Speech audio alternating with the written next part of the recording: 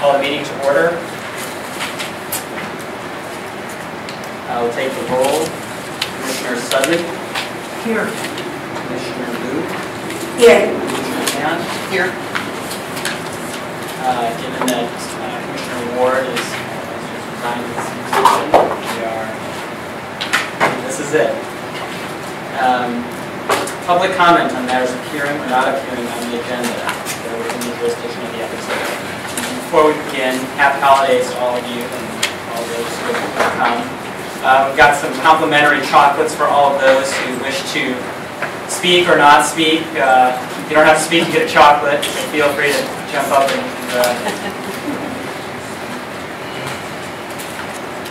please, sir. Good afternoon, Commissioner Burt. Thank you for the holiday. Good wishes to the Commission. I would like the Commission Secretary to pass these 6 copies around, one for each member and one for Mr. St. Croix. On August 15th, the SOTF forwarded 2 of my complaints, which you are being handed now. Numbers 11013 and 11014. They were forwarded to the Ethics Commission for enforcement.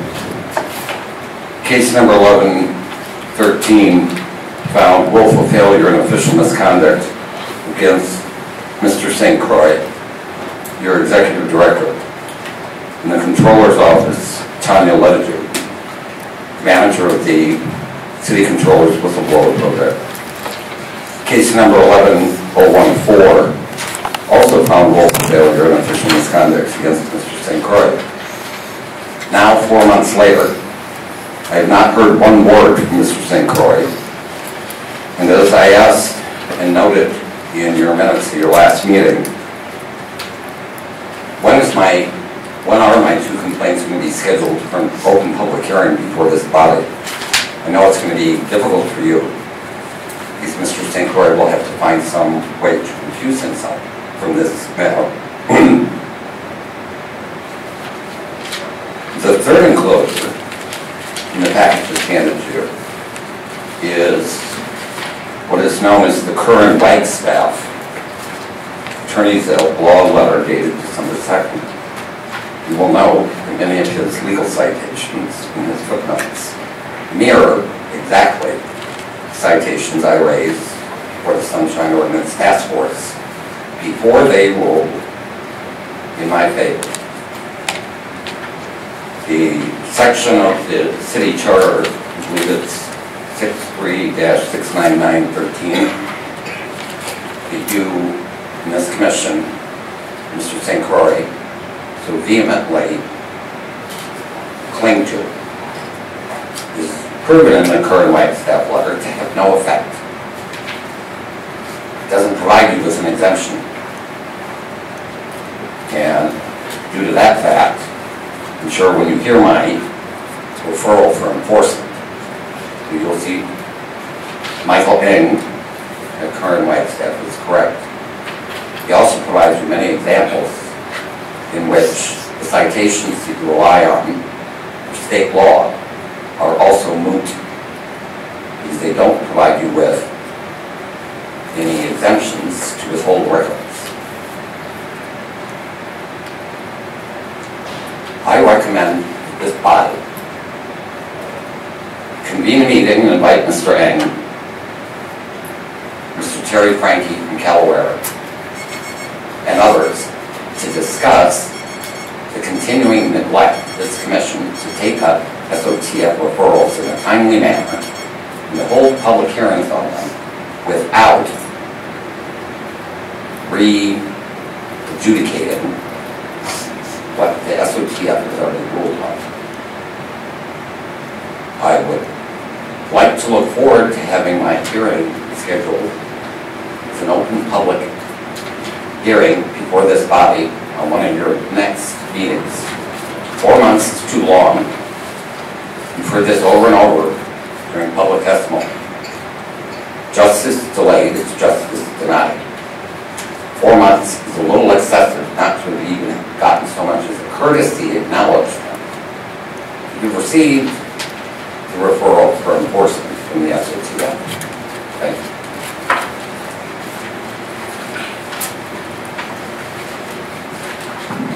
Good evening, Commissioners. My name is Dr. Derek Kerr.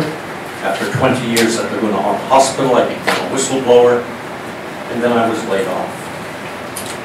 Surveys by the auditing firm PricewaterhouseCoopers and by the Association of Certified Fraud Examiners found that the majority of corporate fraud is exposed by whistleblowers.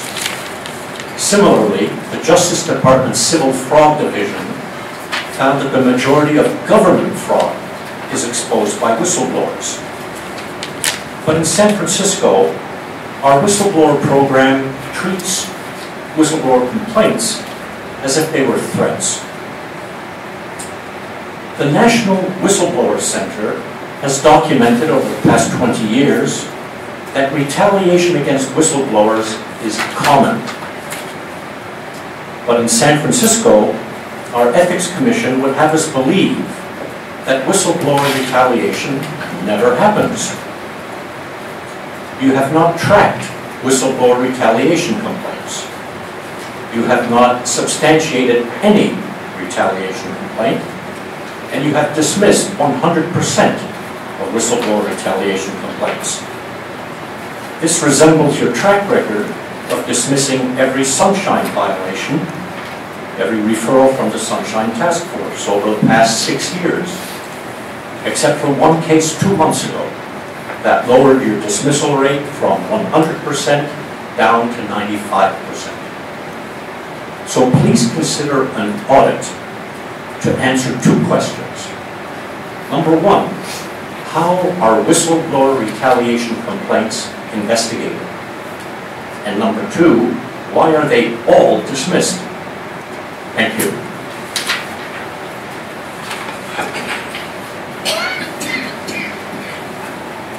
Good evening. I'm Dr. Maria Figueroa. I worked at Laguna Honda for 22 years before I became a whistleblower. I was harassed by the Laguna Honda administration and subsequently lost my job, forced to resign. With the dismissal of our 2 whistleblower retaliation complaints, the Ethics Commission has upheld their unblemished 10-plus year record of never substantiating a whistleblower retaliation complaint during the tenure of Mr. John St. Croix as your director.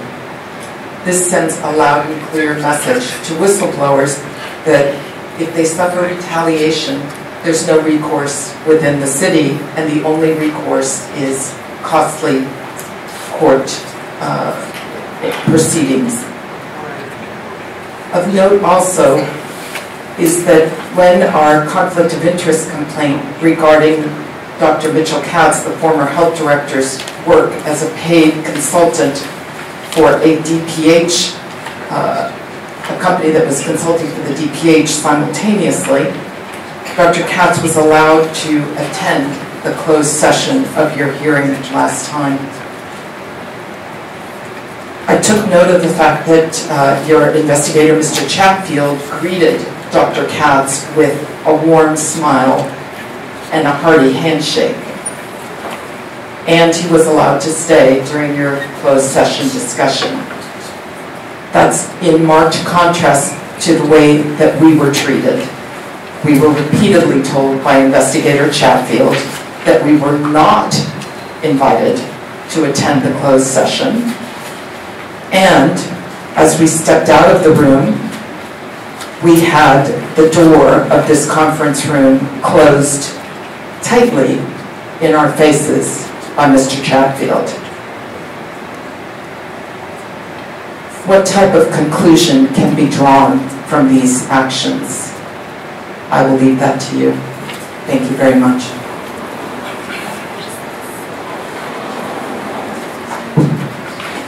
Commissioners, Ray Hartz, Director of San Francisco Open Government. I'd appreciate it if your secretary could let me know when I have 1 minute remaining.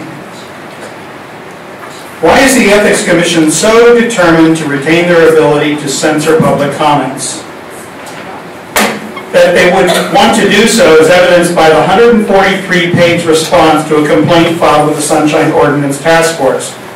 This response consists of an 8-page letter and 135 pages of documentation of supporting documentation and has taken an extraordinary waste of city resources to compile. All of this effort maintains the Ethics Commission's ability to keep a speaker's summary of their comments out of the minutes and allows the Commission's staff the ability to replace it with their representation, or I might say misrepresentation of what the speaker said. It allows the marginalization and or silencing of free speech. It ensures that a member of the public with a dissenting opinion will be denied the right to have that opinion actually make it into the official public record. In essence, it allows a governmental body, this Ethics Commission, to suppress public comment.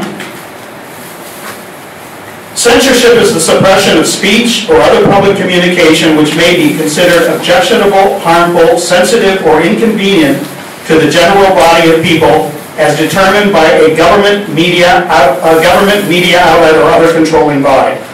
You are the controlling body.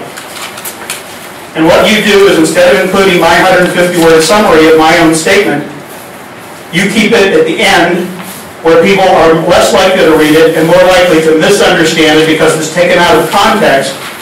And what you do also, and that is what makes it censorship, is put your interpretation of what I said into the actual minutes at the place where the comments occurred. And it is a very convenient way to keep a dissenting opinion out of the minutes, which is the official public record. And anybody who wants to put forward this argument that attaching them at the end is exactly the same as putting them in place has to be loonier or dumber than a box of rocks.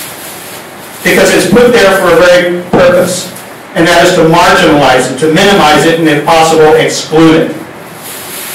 I mean, the reality is these are dissenting opinions, and the Brown Act says to keep dissenting opinion out of the record, you have to show a compelling state interest. And no one, including the city attorney's office, has shown a compelling state interest. All they say is, this is what we can do, even though it's in direct contradiction of the law. And as I noted on the top of my statement to be included in here, there are now 2 task force signings, decisions, that say in the minutes means in the body of the minutes.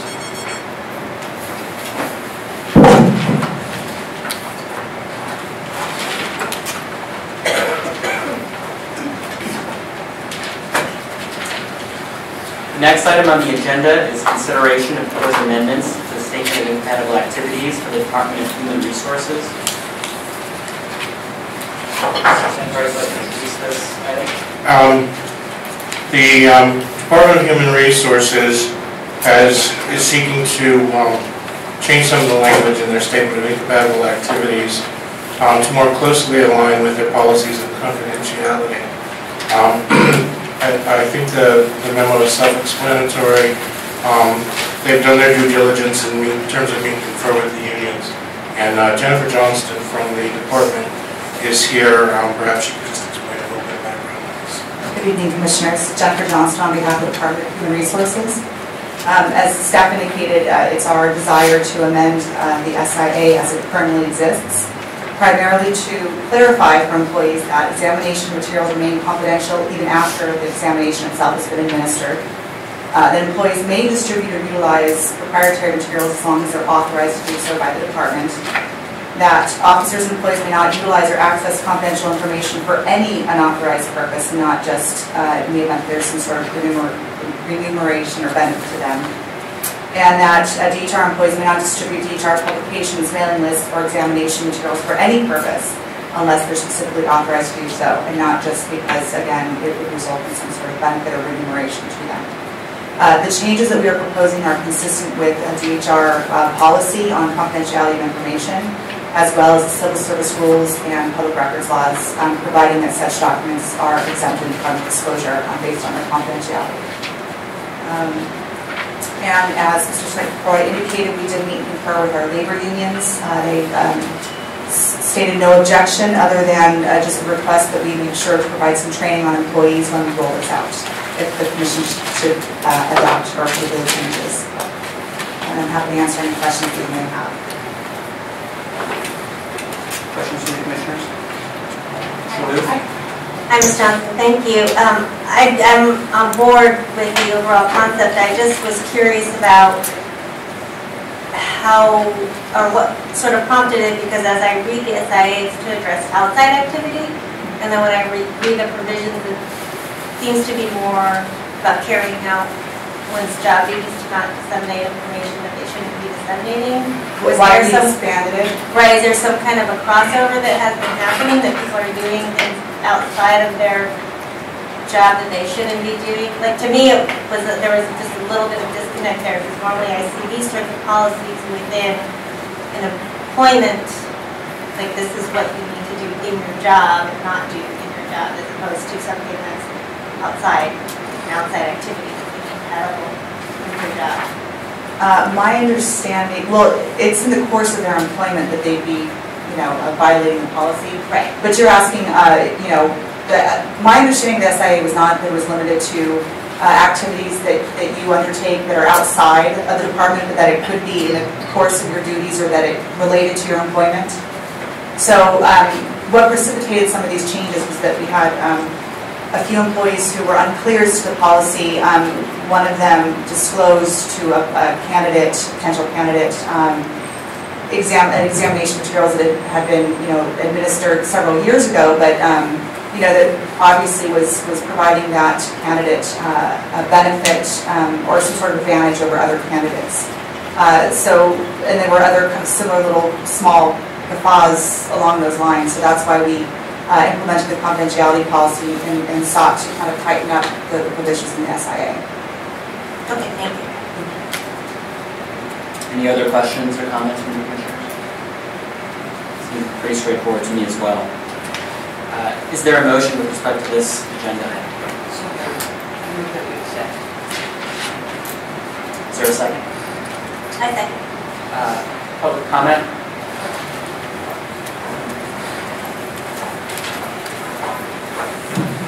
Commissioners Ray Hartz, Director, San Francisco Open Government.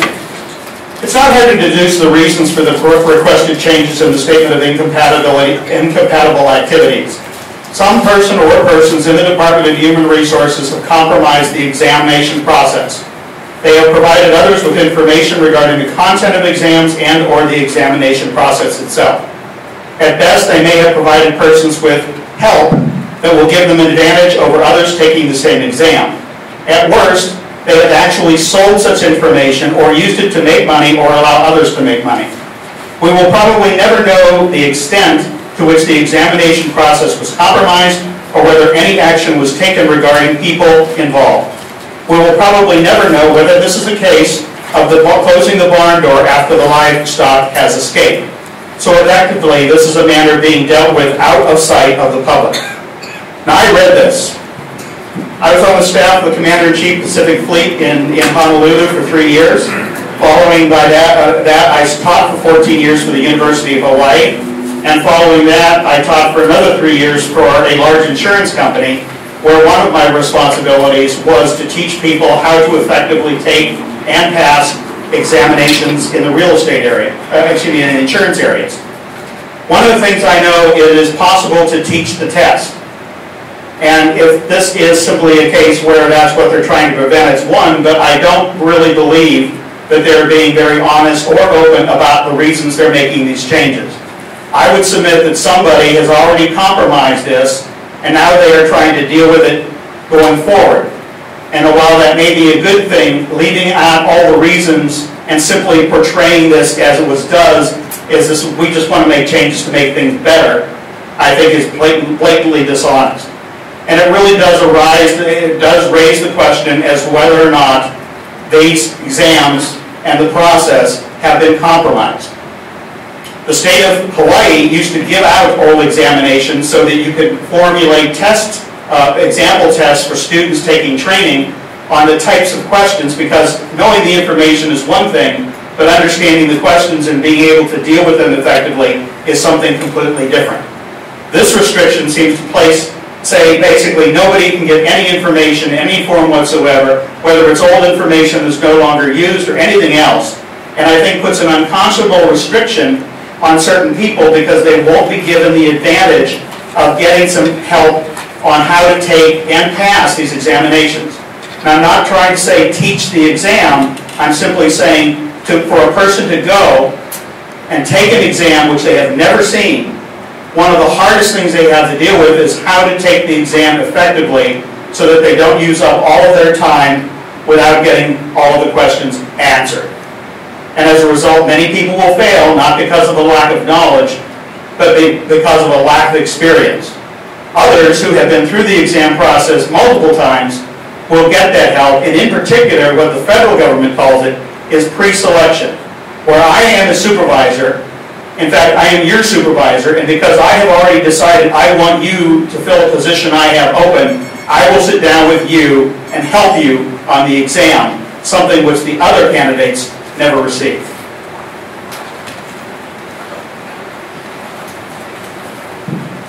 Good evening, David Pilpel.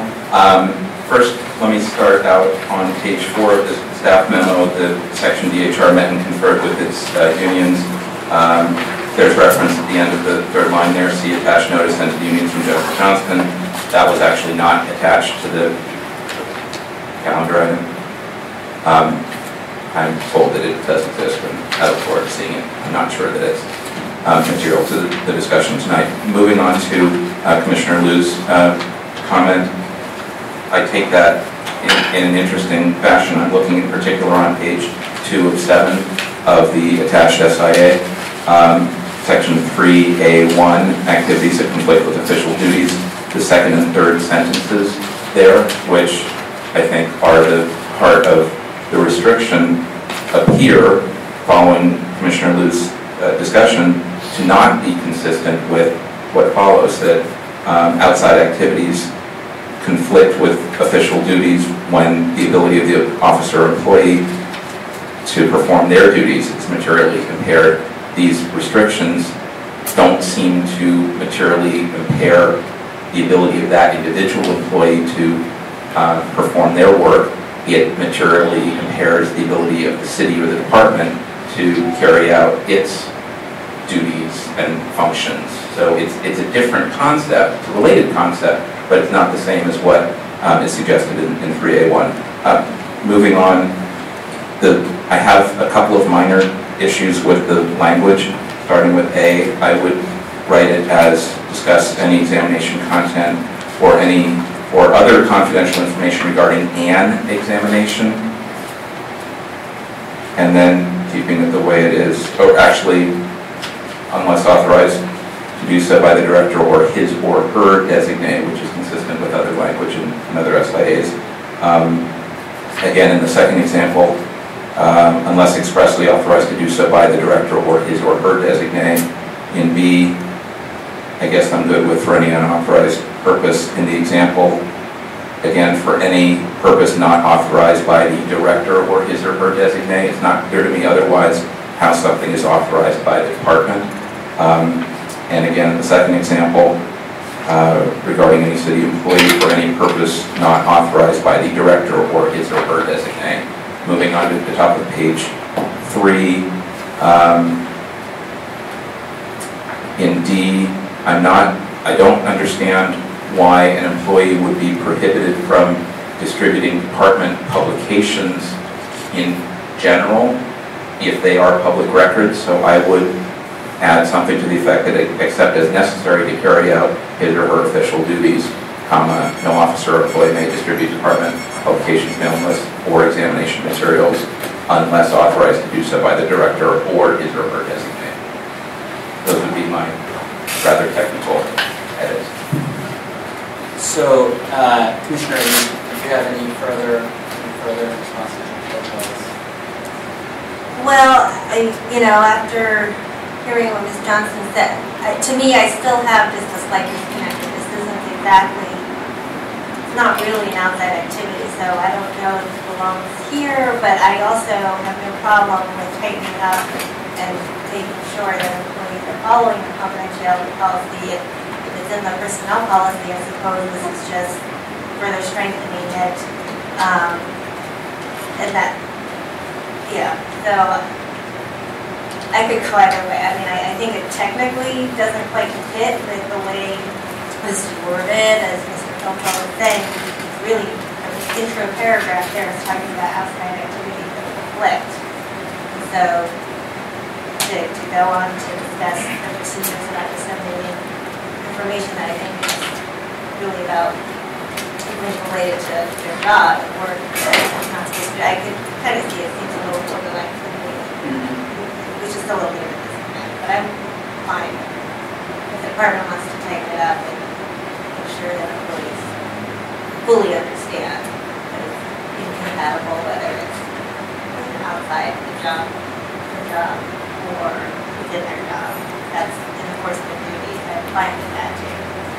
Jennifer, if you want to respond. Sorry, pardon, yes. If I could just clarify also, this is existing language, and so, if you're reading the language, it looks like, oh, I can do this unless it's for some sort of, so I see your point, it's just the way the language is now, it's not consistent with our other policies, so that's what really we're intending to do here, is just make sure that it doesn't allow for huge loopholes that people aren't clear on. So that's just the purpose for the revisions. Right. And Ms. Johnston, what do you think of the suggestion that was made by Mr. Pilpel about subsection D, where it says no officer or employee may distribute materials, that is a little bit broad? I think that's fine to say unless otherwise required to adhere to public records laws or I don't have that much of an issue with proposed changes, although they are semantical.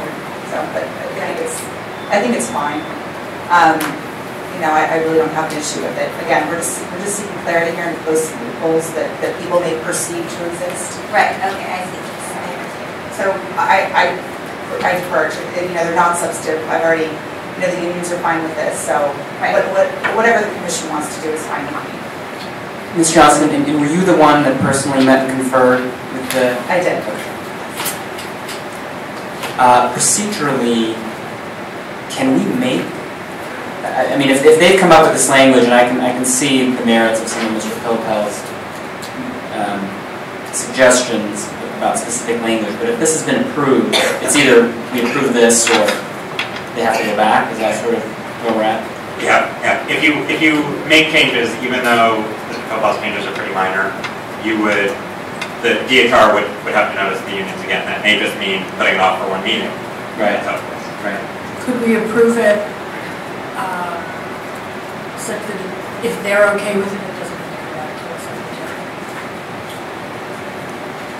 If that's not comfortable, that's fine. I mean, to me, I think you can always, people can always suggest things, you can always improve things. Maybe Mr. Pilpel's suggestions are fine, but I didn't find this language to be unclear. So I would still be in favor of approving it. Was there any other public comment on this matter?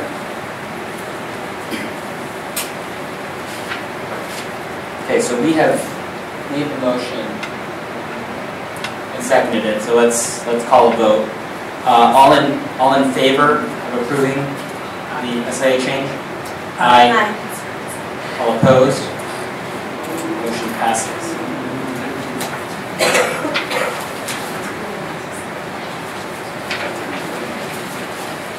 Next item on the agenda is consideration of possible amendments to CFRO. So what we have done is put together a framework of proposals of what direction we need to go in to actually draft the legislative language to make changes in the public finance program.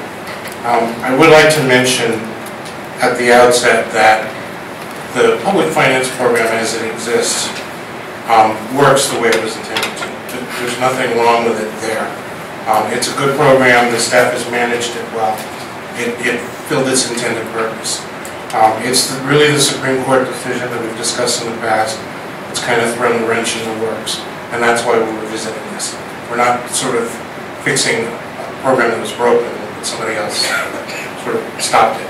So, having said that, we're going to need to draft legislative language, but first we thought we would bring the major issues surrounding what we need to do to the commission based on what staff feels is necessary, and then based on some fairly productive interested persons meetings that we held, so that we can work with the city attorney's office to draft something to send over to the board. So moving along those, we have a couple of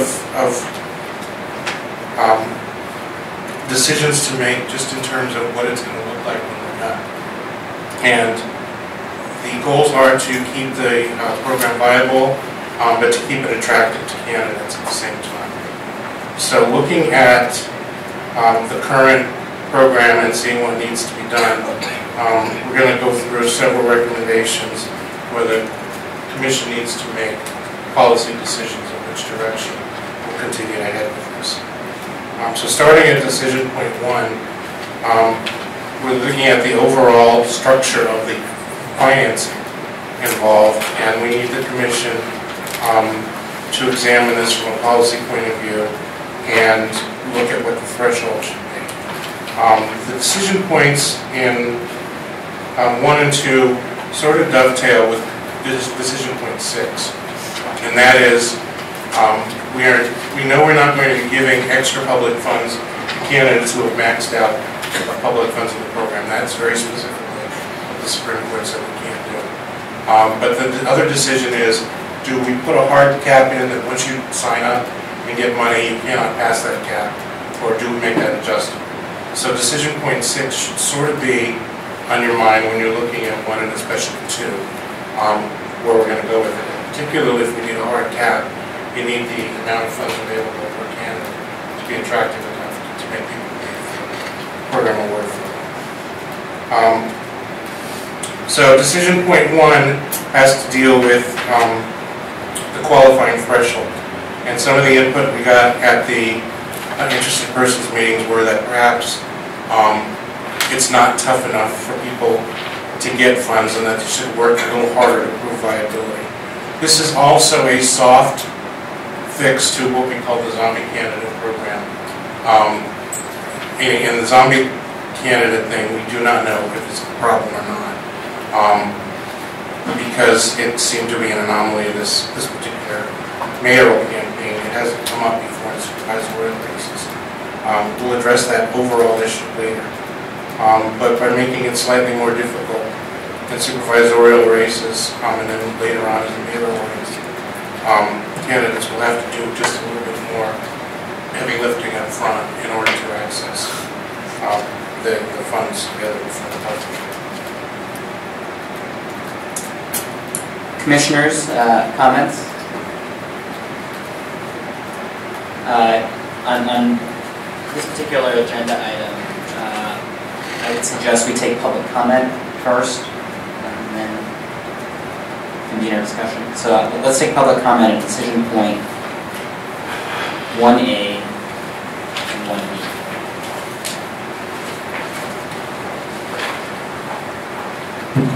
Commissioners, Ray Harris, Director, San Francisco Open Government. The one change in this that I very clearly object to is raising the threshold from $5,000 to $10,000. And I think it's rather bizarre to try to refer to some candidates as zombie candidates. I work on the understanding that people get into the public process because they intend to do something which they feel needs to be done for the public. And to set a threshold of $5,000 is actually really kind of limiting to a lot of the candidates who would get in because they have issues which they feel they need to be addressed, and yet they have to raise $5,000 from 75 different people just to get any money at all to participate. Very frankly, $1 for $1 is what the other candidates get. It's just that they don't have to worry because they could raise 20 or 30 or 40,000. They know they're going to get that first 5,000.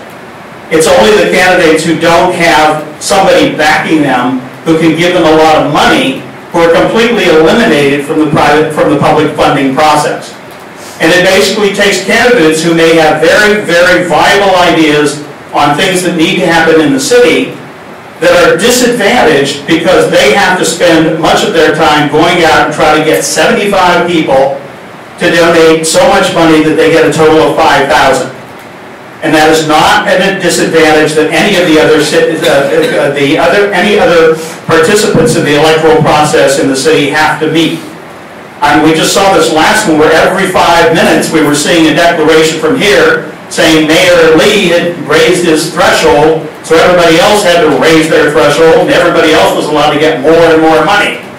And if that's what this is simply if you have more money you can buy an office, I don't think anything shows that more clearly than telling someone who can only raise $3,000 or $4,000 that their efforts were not appreciated. And that basically because they couldn't raise that $5,000, which I'll be honest with you, I think that is something that the other candidates, especially the well-funded ones, like to see because it limits the participation of the average candidate in the electoral process and it limits their ability to actively participate in the electoral process. So raising it to 10,000 would eliminate more people. You know it would.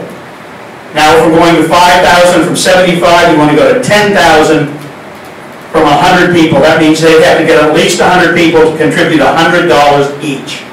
Not an easy thing to do, especially in these times. And I think it's really egregious to limit people's participation in the electoral process by making that change.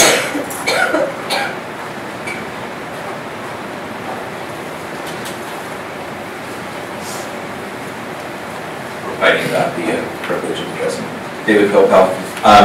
A number of these issues are connected, so let me just make a couple of quick introductory remarks and then address decision point 1, A and B. The decision that the Commission made at its last, or at the last meeting, to eliminate the aggregate limit so that anyone can contribute up to $500 per candidate, period, is, in my judgment, a significant change in the overall rules and makes it, to a great extent, easier to fundraise either within a district or citywide. And I'm bearing that very much in mind as I look at the numbers and the number of contributors and how that all plays out. So absent that change in rules, yes, it would be a lot harder to raise these sums, particularly at a higher threshold. With that change, it makes it easier, and I think we should bear that in mind going forward. And I'm assuming that at least that provision of law makes it through the process and that informs the continuing debate here. On 1A and B, I do think that 10,000 is a reasonable place to increase the threshold to. I don't think it restricts the number of candidates per se. It only restricts the number of candidates or makes it more difficult for candidates to participate in the public finance program. They choose to run for office. They choose to run for office. Just because you run for office does not mean that you're entitled to participate in the public finance program, and that should be clear. I'm not sure that we're well served. We're well served by having a number of choices for office. I don't know that we're well served by having a large number of similarly qualified candidates running for office. That's a policy argument to have, perhaps not here. I also note very significantly on the fourth line of the discussion in 1A, right now it's 75 contributors before the 70th day. It's actually not of the election, 70th day prior to election day. I think it's very important, and I want to emphasize this, to move that deadline from E-70 to about E-60. If someone gets in the race, files on the last day, which is E-88, under the current scheme, they would only have 18 days to raise, in this case, $10,000 from at least 100 contributors. In the mayor's contest, depends when we get to decision point 8. I think that that becomes a lot more difficult, and I think providing an additional 10 days to E-60, which would essentially give people 28 days, just under a month, if they file on the last day, is reasonable given the other changes to the program requirements. So I would strongly encourage you to give staff direction, not just on the 10,000 and 100 contributors, but to move that last qualifying date from E-70 to E-60. And as the decision point 1B, I definitely agree that at least 50% either of the contributors or the funds should come from within district for a city contest. Thank you.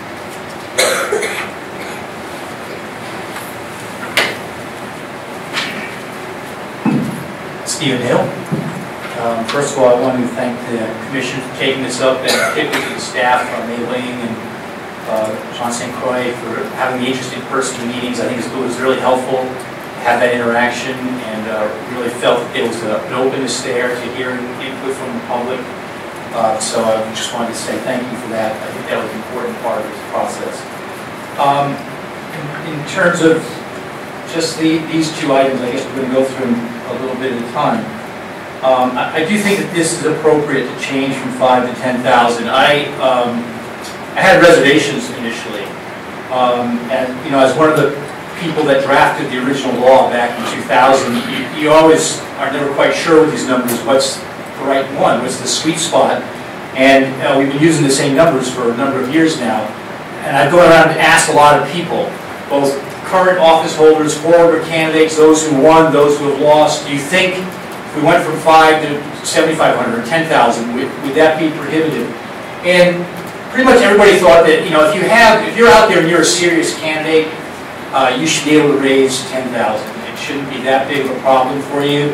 It raises an interesting question whether public financing is there for someone who wants to raise issues or someone who's trying to win. And obviously someone who's trying to win is also trying to raise issues, but maybe some people just want to raise issues. Is that appropriate use of public money? I'm not sure it is. When you look at a race like District 10 in 2010, where we had 21 candidates, 10 of them had public financing. Were there that many different constituencies in District 10 that needed to have that many candidates raising that many issues? I think you can make an argument that it actually, at a certain point, you reach a tipping point where the field sort of splits in a way that makes it harder for voters to actually hear a full airing of the issues and the debate of ideas that you want to see ideally in a campaign. So again, here we are now, 2011, trying to come up with the right number. I think 10,000 is something that is worth a try. We don't know whether it'll actually work, but I think based on what I'm hearing back and feedback from people, this is an okay number to give a try. In terms of the qualifying contributions, I've definitely heard feedback from people that if you were to try to require a certain amount of the money must come from certain districts, that they would not be in favor of that because some districts have more money than others. And so you would be, in a sense, penalizing those candidates who come from the poorer districts in San Francisco, District 10 being a classic example. So I like the idea of instead requiring that just a certain number of the donations themselves of whatever size, it could be $5, $10, okay, $10, must come from within the district, and that I think that is appropriate. So I think that's a good compromise that you've raised here. So I would support that. Thank you. Thank you, Mr. Kelly. Comments from the commissioners on decision points 1A and 1B.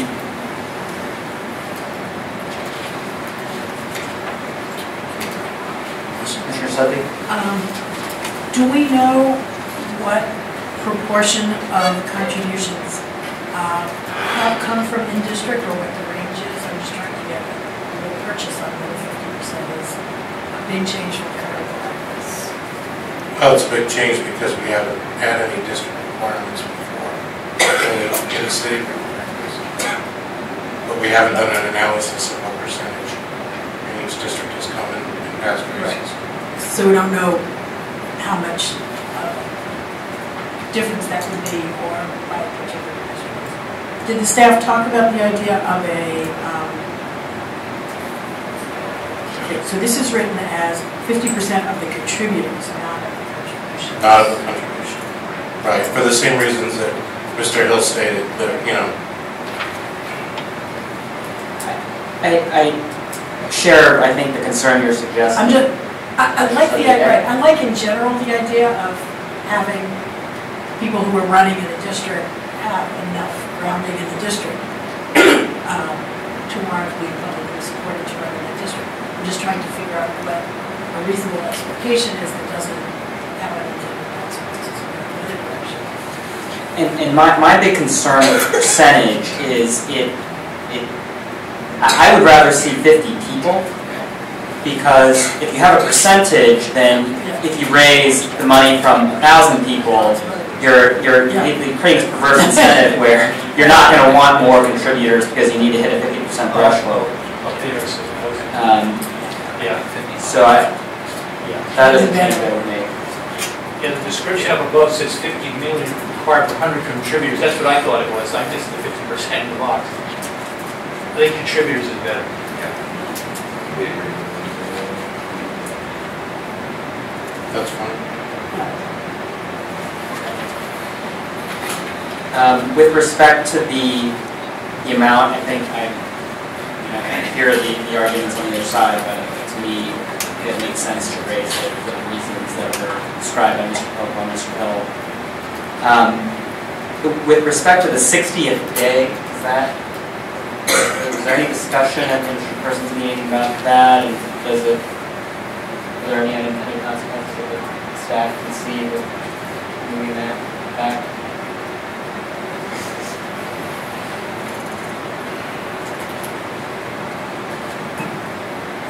Add one brief thing on that? Sure.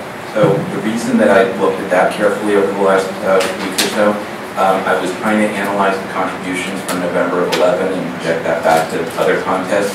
If someone really did get in at the end, it would just make it very difficult within 18 days. I think the only practical implication is the date by which the Commission establishes the PCADL, the per candidate available distribution limit, might have to be moved back a couple of days as well. But I think it really just allows the program to work better, to really just constrain it in that way. I mean, that's I hear that. Yeah. I mean, but that said, if someone is going to enter a race 70 days before or 88 days before and can't raise $10,000, during that time, their viability is. I understand. I understand the point, but if there are reasons why the staff has pushed it that far back, I don't want to unintentionally create a problem by changing it from 70 to 60. It seems to me that the 70th day is also the last day for candidates to file, isn't that correct? No. 88 day. I recall last time the Commission and the Board amended a number of provisions in the CPRO maybe 2 years ago. You created an appeal process for someone who didn't qualify for public funds at the outset. The Executive Director denies the application. They can ask for reconsideration. Then they get a hearing before the Commission, and that's a process that takes about a month overall. And so maybe that one of the reasons for the 70th day is to allow time for that appeal process to happen, so that if in the end the Commission says, yes, you are eligible for public funds, it's not the day after Election Day. So maybe something the staff can look at. Balance those concerns. Just in general, I wanted to raise the issue. There are many of these decision points here. If we put forth a proposal to the board with all of these decision points, as a practical matter, it seems the likelihood of all of those provisions being passed through in one piece may be difficult. And so I was wondering whether there was a mechanism for making these proposals, but making them such that the board could adopt some and reject others while still accepting a larger piece of legislation. We've actually discussed putting them, when we put them together, to do it in a modular format so that you adopt, one set of changes and then a few separate sets. And when we get to the actual dollar numbers, it may be that we want to adopt multiple versions so that the board can, finish. The Commission will recommend what it thinks is best, but in terms of doing that, I think we've already kind of planned out. Okay, because for example, to me, decision point 1A, that policy decision is more important than 1B, and I would hate for part of this to not get through because of our insistence on 1B, at least in my view. That so I don't know, is that sort of granularity in terms of the modules what you had? Yeah, I mean, I don't want to send over 20 proposals, even if they're not competing, but we'll reduce it to, or increase it, I should say, to a number that's workable, but that can still be adopted separately and work without 100%.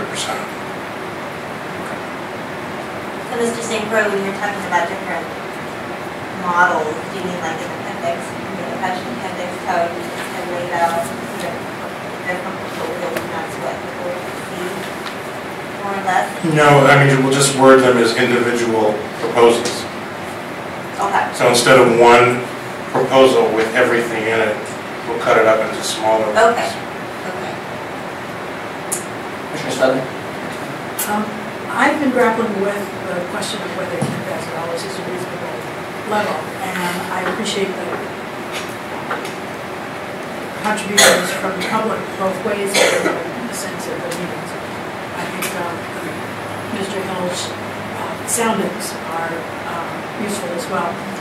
I wonder if you consider though, or whether it would be manageable to do something that kept the 5,000 or lower if the candidate received a substantially larger number of, had contributions from a substantially larger number of people, or would it be just impossible to manage as a record keeper? And I know there's a lot of time crunch we can do. If, for example, it were $5,000 for 250 people, or 10,000 from what we call the to get a sense of the viability of candidacy in situations where the interest in the candidacy going forward is there, but the contributors from small dollar.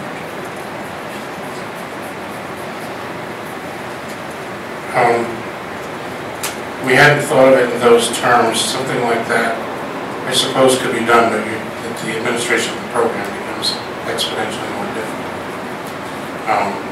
And that's why I'm not suggesting a ratio. Values are good, says all two tests, but I understand that it could be a challenge, but and maybe the candidate would have to tell you which one they were going after.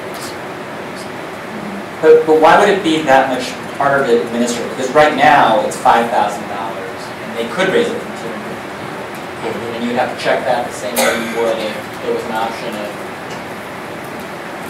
I mean, essentially, if you're looking at it from what we're doing now, it's arguably less work because you're raising the threshold for at least those who would choose the fewer contributor mechanism of getting the threshold. I mean, assuming it was either or, only two possible. 75 inches, it's another number. Right.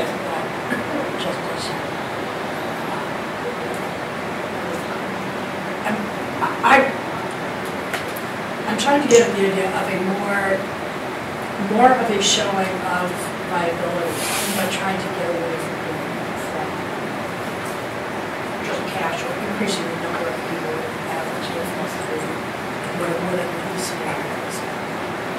To do it by an expression of interest, allowing it to use resources.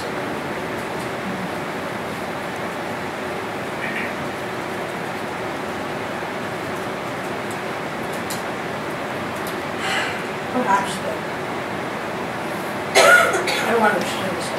Maybe there's people who spoke on both sides of the to say what they thought that was addressing some of the problem or making it too necessary. And would that affect in your scenario the 50% showing or the 50 contributor showing? 50 contributor showing. I'd be inclined to keep it simple if we think that that's enough in district and support. Probably we'll try it. Since I don't do it, but the fewer things that there, perhaps. That's my thing. Yeah. I mean, I will say that that is attractive because, also because I'm sure there is going to be substantial resistance to raising this threshold, and this threshold is a sensitive issue because of the concern for many grassroots candidates who are trying to get involved. But we have this competing concern of making sure that, as best we can, that public funds are used efficiently for viable candidates. So, to me, it kind of sounds like a solution. But if there are other members of the public who want to speak, let's put 1 minute on it on this particular question. Just one piece of information that might be helpful. I think when it comes to the board, I don't think you're going to find any problem there increasing to 10,000. There was no resistance from any member of the board. I thought But by definition, board members are incumbents. Yes. And incumbents have a different set of, they now sit in a different seat. Sure. Any aspersions, they just have different interests. In terms of getting 8 votes there, I don't think this is going to be a problem. And your proposal, I think, is workable. It's, I think there is an issue trying not to make things too complicated, but, it may be something that's workable. Commissioners, Ray Harsberger, San Francisco Open Government, and I do agree that that would be a viable option because unfortunately the $10,000 limit would most affect the economically disenfranchised.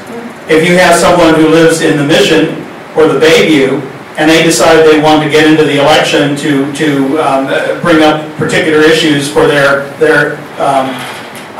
area, then basically what you're saying is that unless you can raise $10,000, you can't do that. And the reality is we're not supposed to be picking winners and losers, as the Republicans like to say in Washington. We're supposed to be making it viable for all people who want to participate in the electoral process, especially those who want to represent interests of those who they feel need to be spoken for. And I think that that option would then allow a person in a poorer community to simply get a number of members of that community who could maybe only give $5 or $10 if they could give that, and still be able to qualify for the funds, which will allow them to double the reach, their outreach to the voters of the city as far as reaching those and addressing those specific areas of concern.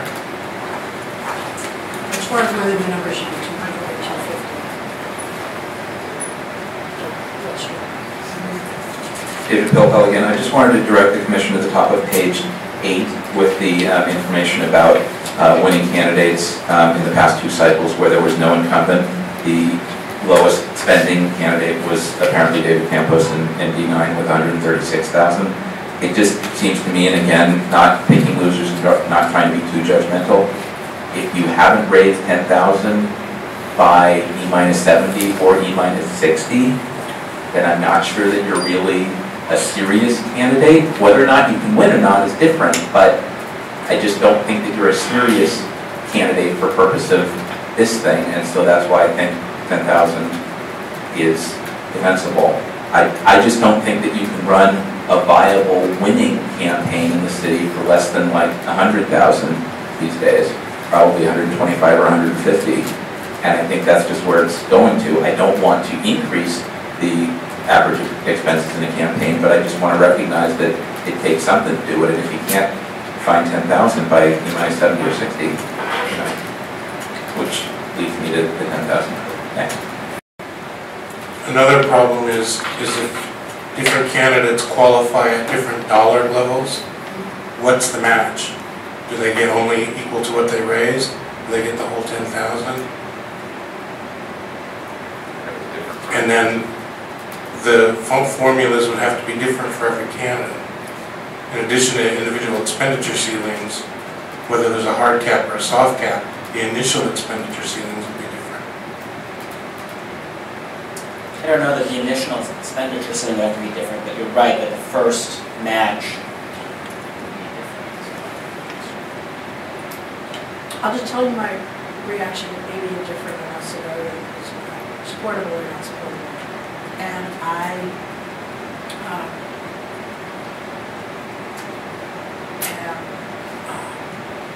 maybe I'm dreaming, but the expenditures here probably assume a particular kind of expenditures for races. And as I try to transpose the kinds of grassroots activities that I know about issues that have, admittedly, a great human sacrifice, that are consultant-like, to their communication through increasing free electronic methodologies. I'm just trying to think about how we would keep the door open for somebody running a campaign with different models, people and imaginative, and not close the door. And it may be that you have to have $10,000 X days out, or you can't even have do you need a new telephone to be able to do whatever the most core ability to file and participate might be. But I'm trying to imagine that as things change in how people communicate, or what mass movements are that are different from campaigns in traditional ways, that there might be another model.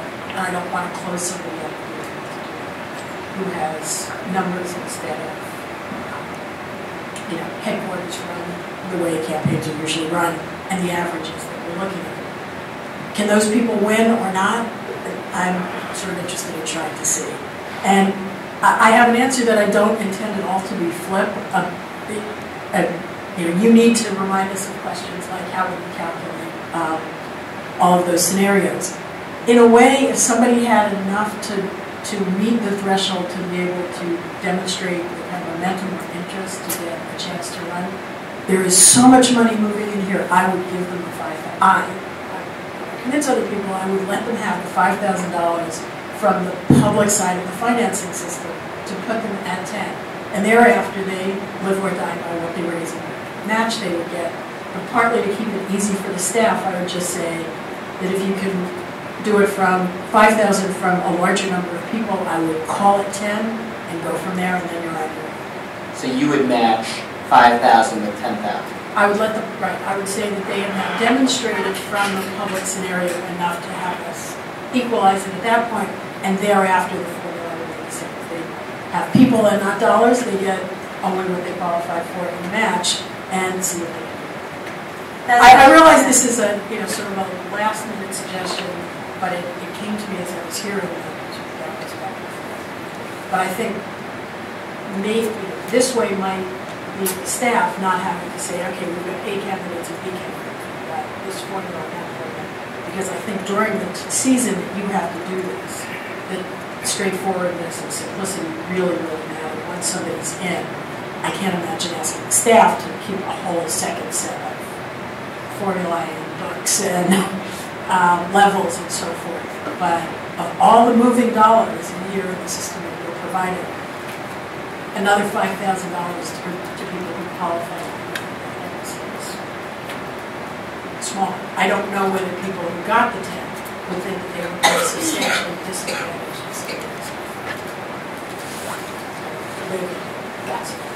Commissioner Hammer, you?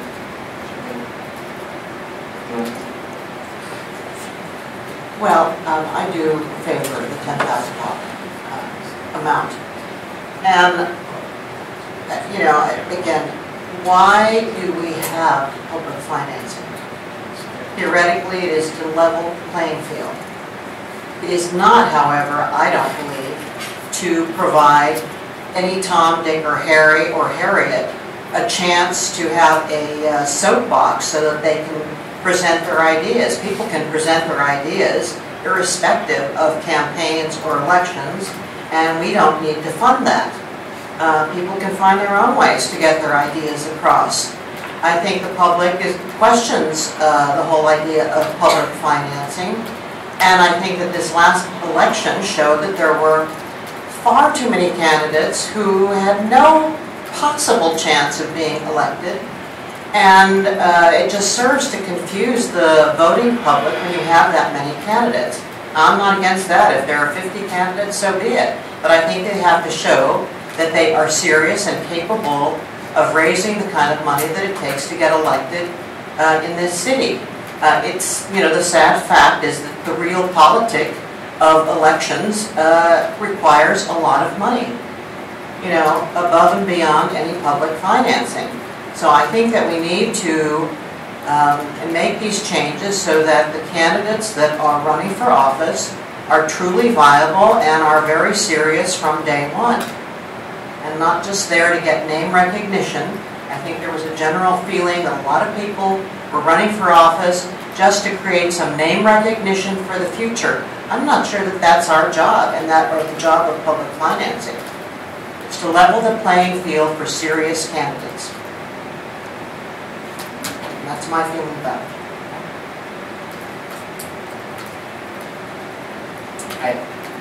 I find that persuasive.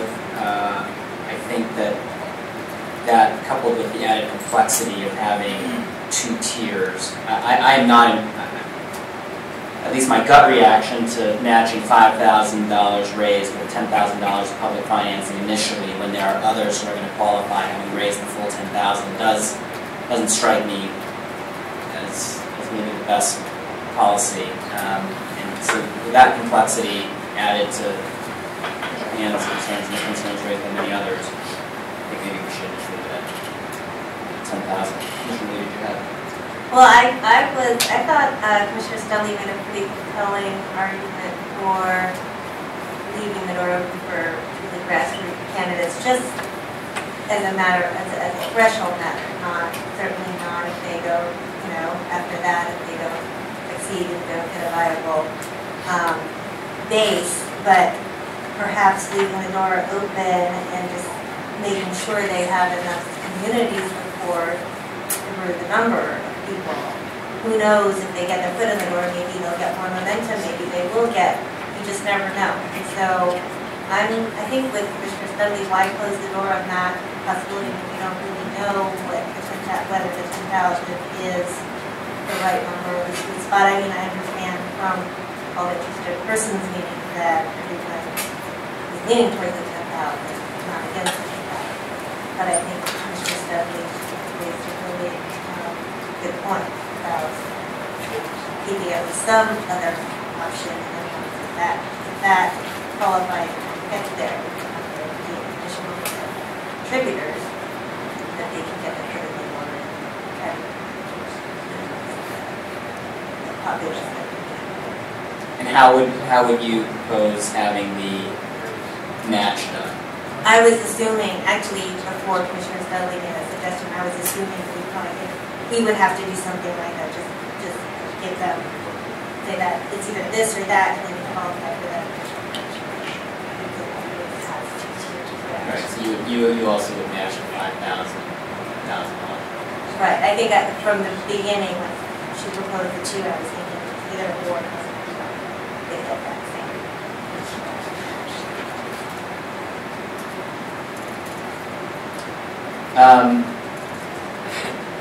I mean, I suppose It's a challenge with 2 and 2. it is. And we need, this is just We need charge. we need 4 votes. You need 4 votes when you have an ordinance in front of you, Right. like in January. Right. So right now, you don't need a vote at all. I think that a vote would obviously be helpful for the staff, but there's no particular requirement. You know, I would be interested in the staff playing it out and considering it, certainly, given the feelings of half of the commission at this point.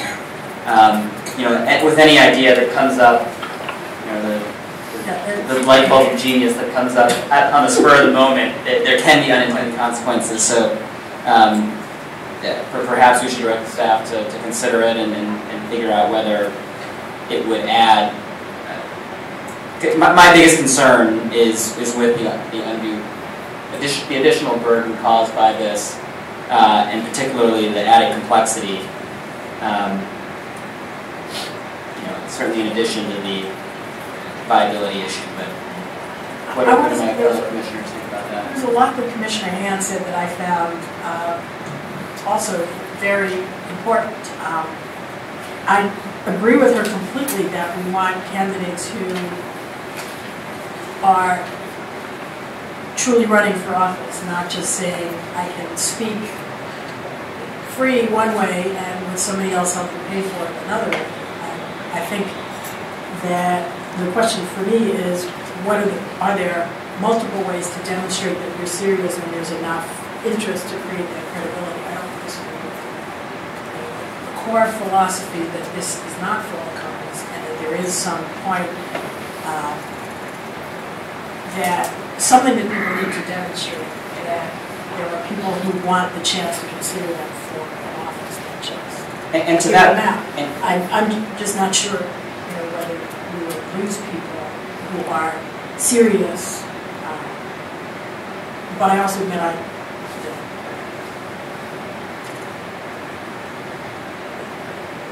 that there are a lot of fair questions about this. It is, whether or not it's a good idea, it's hard to try and walk through it. And a new idea is something as complicated as this at the end. So I think the commission has consensus that we should have some piece of legislation that has a $10,000 threshold for 100, with 100 contributors, and that at least 50 contributors should be from the district. But it sounds like there's also some interest, although not unanimous support, for having 250 contributions. If you had 250 contributions, you could qualify by raising $5,000. And so I would suggest that the staff look at that second possibility, but that the staff certainly and should come back with a recommendation, while also working towards the legislation of the $10,000 threshold for 100 contributors. Does that sound fair? Just make one brief comment. Sure. I think it would be helpful to look at how many contributions each candidate's got in the past, because it occurs to me that 250 is probably quite a lot. Yeah. A lot of the candidates may have only gotten about 250 in total. So you just want to make sure you pick the number that's well, like 200 or something. Right, but I mean, but sort of to your other point, Mr. Studley, if you can raise $20 from 250 people, maybe you really are a viable candidate.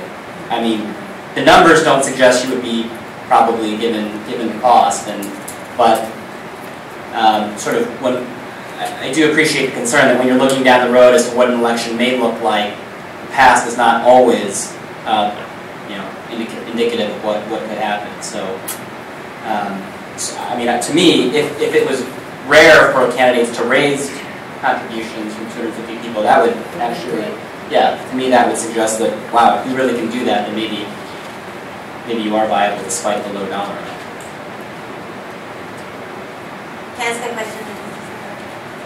So on page 4, still within that Division Point 1A discussion, in the middle of that big paragraph that says in the November 2010 election, X amount of public funds was dispersed to 6 candidates who received 5% or fewer votes in the first round of voting.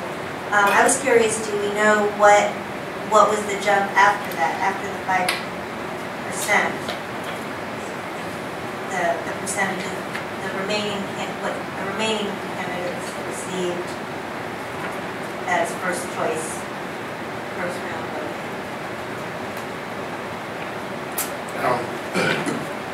We know what it is, but I obviously don't know the numbers. Do you know, like, huge jump? Okay, that was. Okay. So we don't actually need to vote on any of these. Right now, it kind of needs to know where your mind is. Was that direct direction? We're fine with 1A, and I think 1B with the idea that it's 50 contributors, not 50%. Right. So I think we can move on to 2.2. And this essentially is asking for direction on what the overall maximum of public funds should be in supervisorial races. Currently it's 89,000, obviously. Staff has recommended looking at 100, 125, and 150. So given what we do know and what we don't know about the future, we think that even if the $150,000 option is chosen, it doesn't mean everybody's going to get that much money. We do want to contain the overall expenditures of the program, and that sounds very generous, but it's not likely that lots and lots of candidates are going to max out. And then while you're making your decision on 2A, B, and C, if you look in the appendix on pages 13 and 14, it shows several ways that those could actually play out, depending on the decisions you make in terms of the overall maximum caps. Perhaps we should discuss decision point 2 with decision point 3, because I think they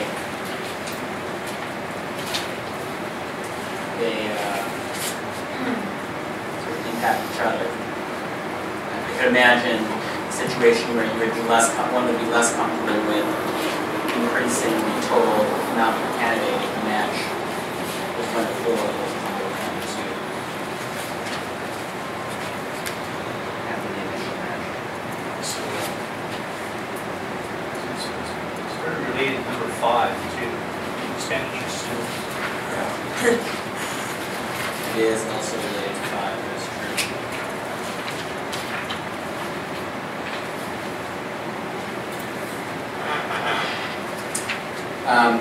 But to try to keep it in, or we could just take them one at a time. The commissioners have a strong view.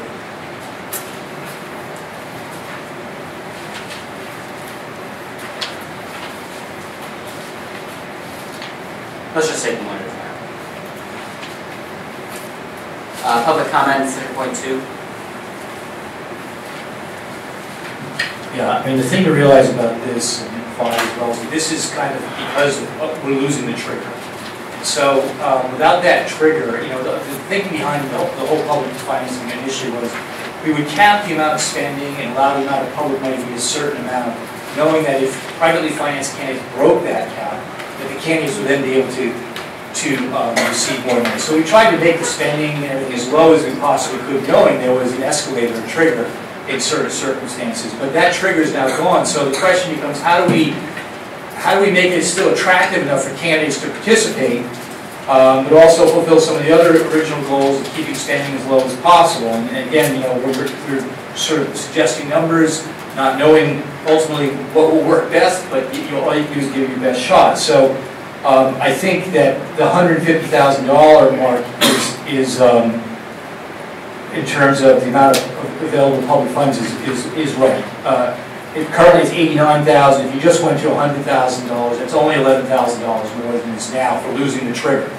If you go to $125,000, that's what, $36,000 more. And Mr. Hill, when you're referring to losing the trigger, you're talking about the independent expenditure ceiling being raised and the matching funds for.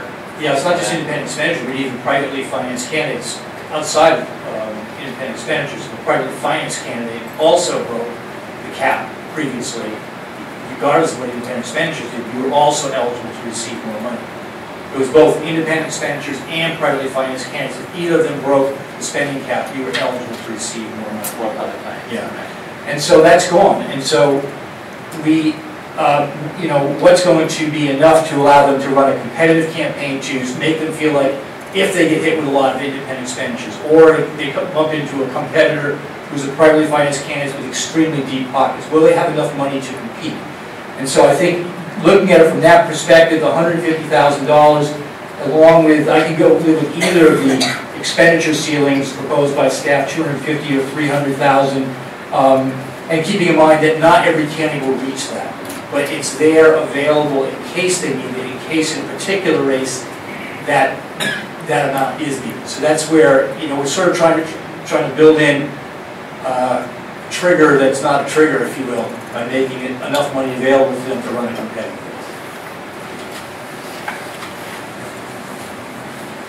David Bopel, my thinking is similar to Mr. Hills, but I actually land on 125,000.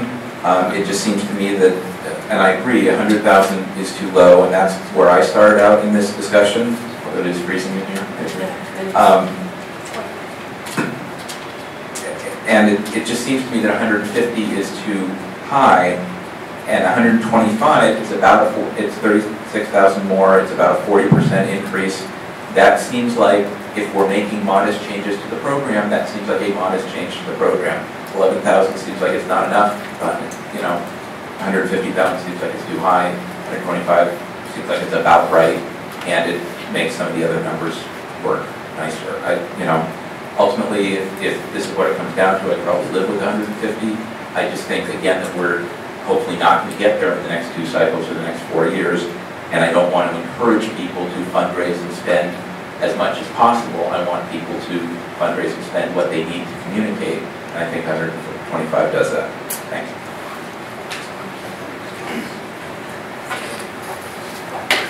Commissioners, Ray Hartz, Director, San Francisco Open Government. I can't help but feeling we're getting into a case of penny wise and pound foolish. In the previous item, we were talking about people who raise between $5,000 and $10,000 and kind of labeling them as not viable candidates. And yet here we are talking about raising the money for people who could probably raise as much money as they want to, if not just write a check out of their own account. And we're going to give them another $61,000.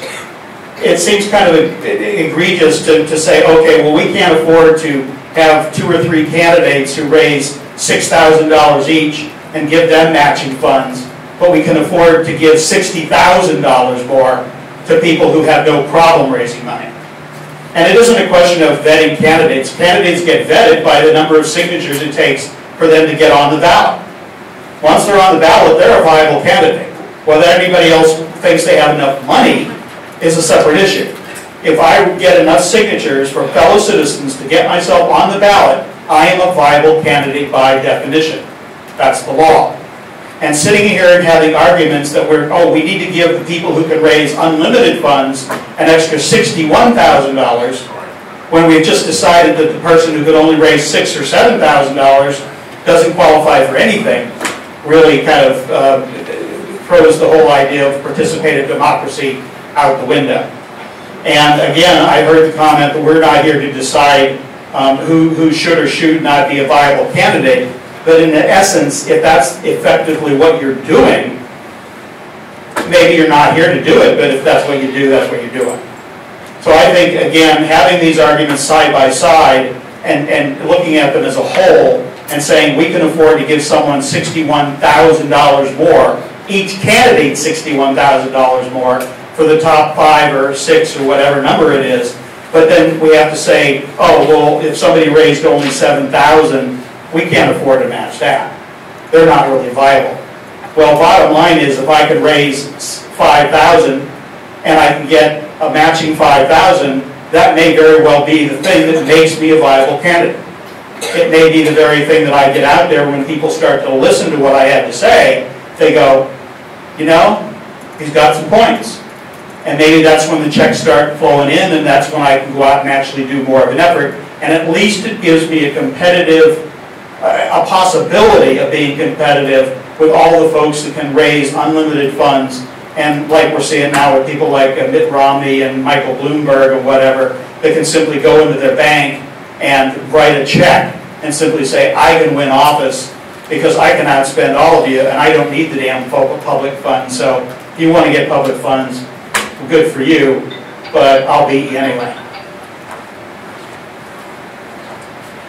Commissioners' comments on decision point 2. So I agree that we need to raise the cap because the trigger is now gone. Just from the figures that were on page 5 on the 2010 and 2008 election, it seems to me that 125 should be sufficient while still keeping the spirit of not encouraging more spending. So I think I'd be more comfortable with 125. Ditto.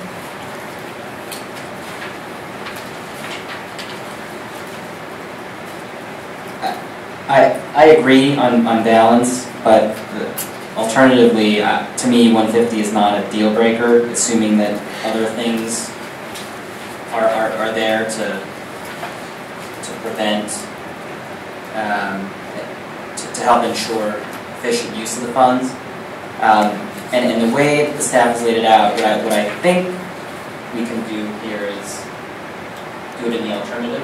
Is that what the staff was asking for here?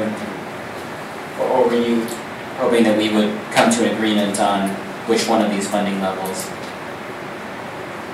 would be included? In other words, is it substantially more work to make it 125 or 150? Are you asking, would it be helpful to have a vote on each one so that you know the range and think about it all, how it all hangs together at the end? Yes. Yeah. Put it this way, are any of these a deal breaker for anyone? That's another way to put it. Is 150 a deal breaker for any of the commissioners? I would prefer, like Commissioner Liu, to be sensitive to the total cost, but no, it's not a deal breaker. I'd rather be a little behind than leading the average cost of the business. But I would live with it if they were a good reason why we understood the supervisors. It's fine. And one thing, from the board's perspective, Supervisor Kim's proposal, she's been kind of the champion of this board, was more, I think it was closer to the 150 figure. So just that's why I'm sure.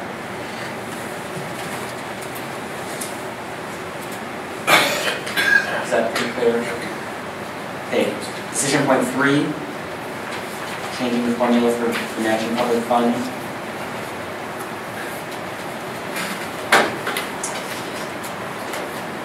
Do you want to say a couple sentences about this and your public comment?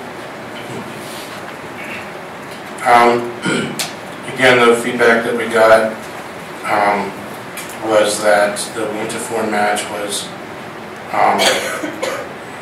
it's kind of the same argument as the other ones. Because it's overly generous, it's front-loading campaigns that are not going to maintain the steam throughout the whole race. Public comment?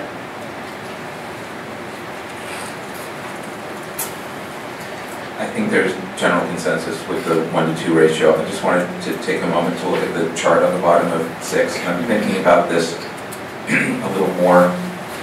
I think we need to, assuming that we end up in something like this, I'm not sure that the non-matching amount should be 50 or some number like that. I think it should just have an overall expenditure ceiling, because I can see instances where somebody raises the 10 or the 10 plus 40 on the private side and makes the public match, but they don't get to the entire next 50, so they don't get to the full 100 of private potential matching, because they've got either a lot of non-matchable contributions from in-city or friends and family from around the country, and I still want to allow that to be non-matching up to the IEC, but not within the above-the-line framework. Are we, you understand? Okay. But yes, I'm with you on 1-to-2, or 2-to-1, or yes. Yeah, no, I see your point. And I guess I didn't take the chart to suggest otherwise, though. Okay. I guess it's just a way to interpret a chart. Thank you. I support the 2-to-1. Commissioners?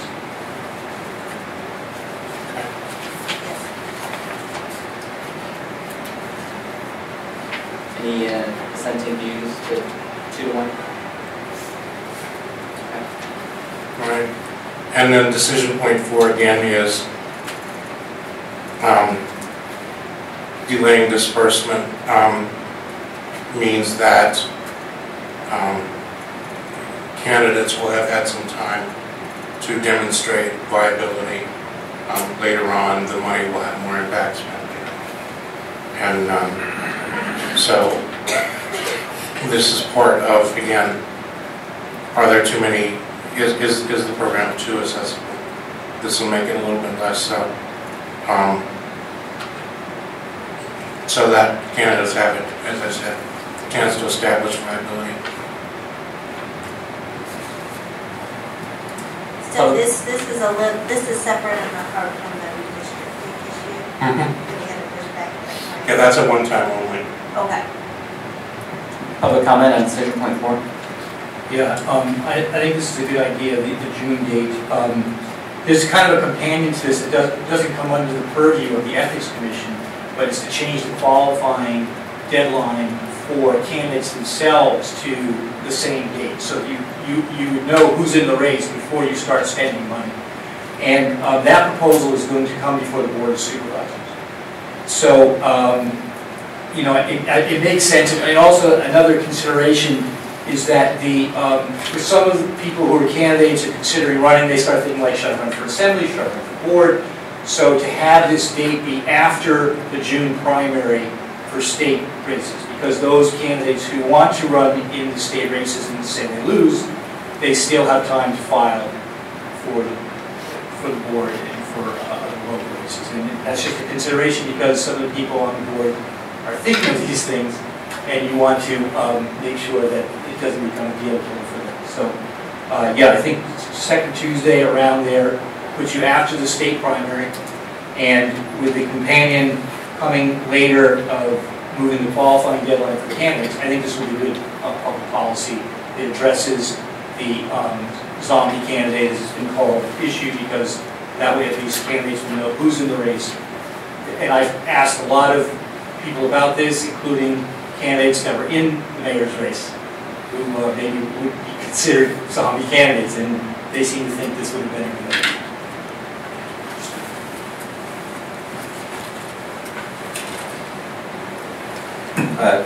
Again, I've thought a lot about these dates and how they work within the overall program scheme, and originally I was with early May. I've now thought about that some more, and what I would actually say is that the earliest that a candidate could submit paperwork to the commission would be mid-May, like May 15th is a good hard date for that, and the earliest that they could be certified and receive funds would be early June, assuming, again, that it's going to take this half some time to process. I mean, you can't exactly turn in, 250 contributions or even 100 with all the documentation and have that get turned around in 3 hours. Not going to happen. It's going to take a week or two, 2.5 weeks.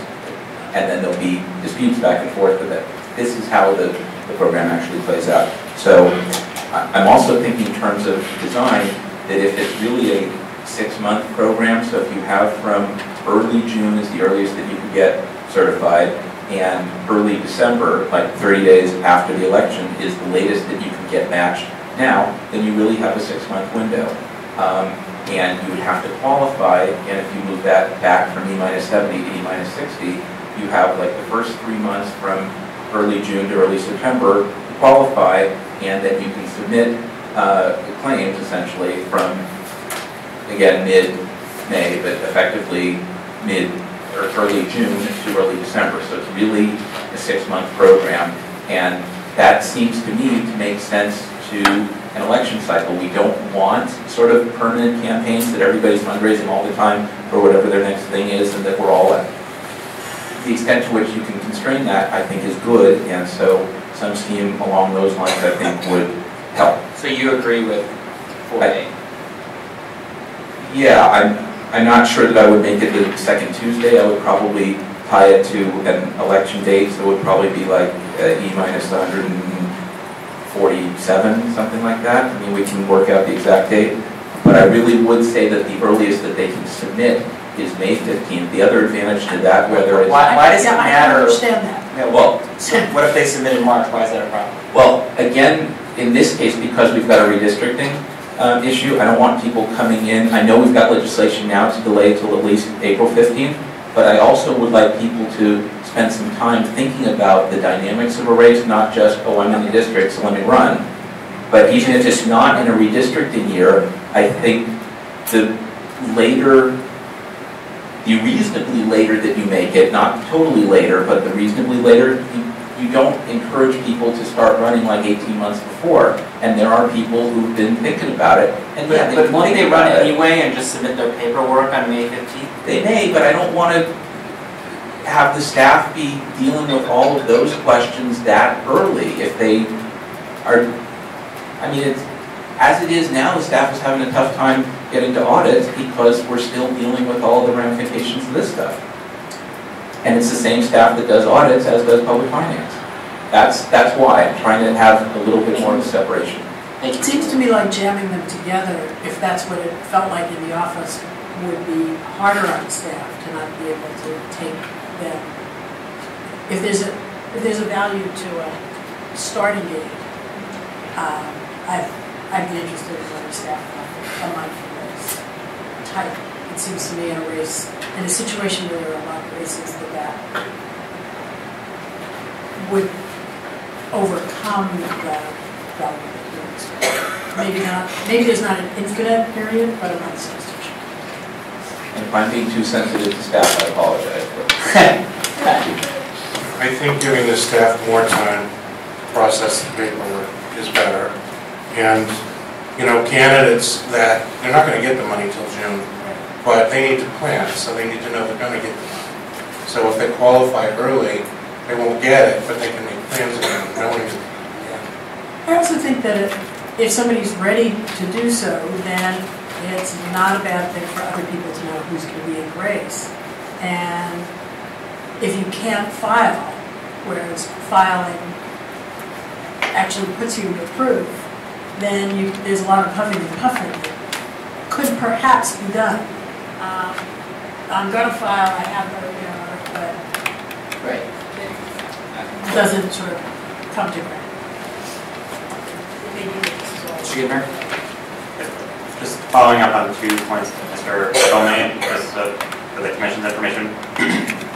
First is that at one of the interested persons meetings, or after one of the interested persons meetings, the staff asked our office whether the city could move the filing deadline for candidates, staff work. So that's separate from the public finance program. Whether we could set the filing deadline for candidates, which is now 88 days before the election, or about 81 days before the election if the incumbent doesn't run, back to June. And the answer is yes. It's not, as Mr. Hill mentioned, it's not the Ethics Commission doesn't adopt those ordinances. It would be an amendment to the Municipal Elections Code, which the board can do by 6 votes in concert with any public finance amendment. The other, much more minor point is that the second Tuesday in June is sometimes election day, and if the 2 deadlines are matched, so that somebody could get public financing on the second Tuesday, and they would also have to file nomination papers, potential overload issues for the Department of Elections. So as the staff's working through this proposal, coordination with the Department of Elections. Maybe.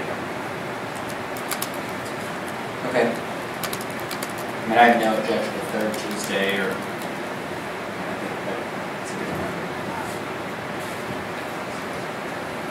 Any dissenting views in the commission with respect to 4A? That's the date. 2.5. This is a companion decision to decision point 2 as to the amount of available public funds and then the overall expenditure ceiling. And again, we have examples of how the various scenarios will play out in the appendix of 13 and 14. Will comment?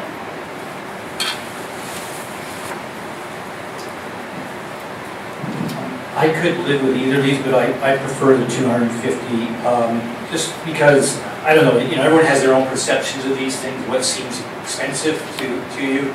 And something about 250, just in terms of public perception, seems to be perhaps more saleable. 300,000 would actually represent more than doubling of the current one. And I don't know, I could just see people who were opponents of this making a big deal out of that. But I could be wrong about that, and staff have good reasons for 300,000. So either of these, I think, would be fine. Well, I generally agree, and I think if we go with 125, then 250 is a nice correlation. If we go with 150, then that sort of gets you to 300, but I would prefer 250.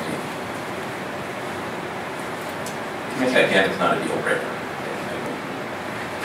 Commissioners?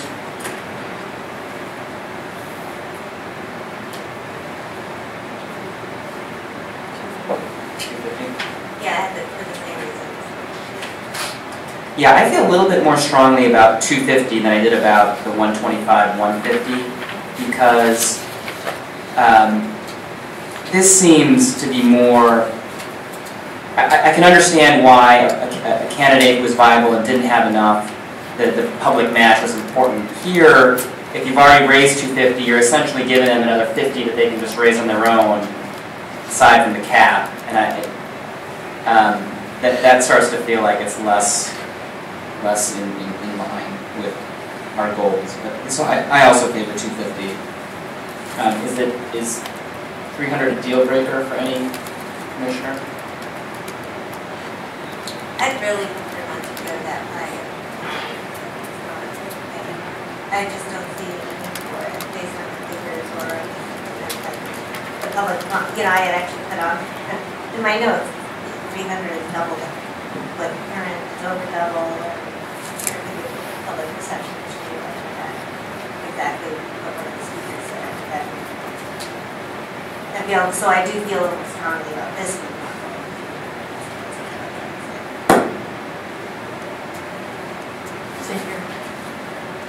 Okay. So you have our sentiments in 5. All right, number 6, this is the most controversial of the decisions to be made. Clearly, we are going to stop once the candidate reaches the max as detailed in decision point 2. We are not going to give any public funds beyond that stated amount. So that puts us in compliance with the Supreme Court. The question then becomes, do we continue to allow the candidates to raise private funds by keeping the individual expenditure ceilings adjustable in order to respond to independent expenditures by third parties or cap breaking by non-PF candidates who are well financed? There's a couple of things to consider. If we say no, we're going to have a hard cap and that's it, then fine, that's a policy. Easy to recognize, easy to understand. Candidates will choose to opt in or opt out, knowing that they will be ultimately limited to apparently 250,000 in supervisorial races. If we opt to continue the adjustment of the independent expenditure ceiling, that's an enhancement that may make it more attractive to candidates beyond what we've already tried to do. The downside is we're vulnerable to a lawsuit. It doesn't go as far as problems that the Supreme Court has addressed, but it's possible that there could still be a challenge based on that decision if we continue to adjust them. However, our legal advice is that we could probably survive this challenge, but we will almost certainly not survive a legal challenge to the program as it is. But there is that flying unit that could be vulnerable and then have to fight it. The other thing you need to know is that because we have the adjustable spending caps, we regulate independent expenditures in that every time an independent expenditure is made, the documents generated by those are reported to the Commission. Copies of them, a report detailing how much was spent, how much for or against candidates. And that is the barometer we use to do our daily reporting of what our daily adjustments to the independent we have a compelling governmental interest in doing it. Absent this provision, the state says we cannot regulate state committees along these lines. So we will not be able to compel state committees to do regular reporting of their independent expenditures. They will be reported, but in most cases not until after the election. We can regulate local committees, so we can still require them to report, but about half the committees doing business in San Francisco are state committees. So we lose some transparency with a hard cap. So there's a downside to both directions, and there's an upside. Can you tell us a little bit about that discussion at the interested party meetings on this? Well, it was kind of one of those, I think this is where people would like to see the adjustable ceiling stay, but there was nobody so adamant about it that they said do this or we're not interested in it. So wasn't any kind of consensus on one or the other. Everybody's going to live with whatever decision is made. Public comment on this issue? David Pilpel, I think that's a fair summary. I would actually be a little stronger, though, in saying that I think that adjustable IEC is really important. I think having thought about this in terms of all the various elements of program design, that the hard spending cap makes it a lot less attractive for a candidate. That if they don't know what they don't know, like who knows who's going to be running, if you're just limited to 250 or even 300, but let's say 250, you may have some reason, some compelling reason, a compelling government interest, but a compelling campaign reason to go beyond that. And if you know you're not going to be able to, you may just say, well, as attractive as the program may be, I'll go along. And so I think it's a really important program element to keep people in this, to have the adjustable ceilings and for the disclosure requirements that were laid out. So I understand the risk. I think it is. I don't know all of the nuances of the risk, but I understand there is a risk. But it seems to me like it's a manageable risk. I mean, if somebody really wants to take on this particular program element and fight it all the way, we'll see if we get to that. But I think it's a risk that I would be willing to live with, and I think it's an important part of the program. I would encourage you to keep the adjustable IECs.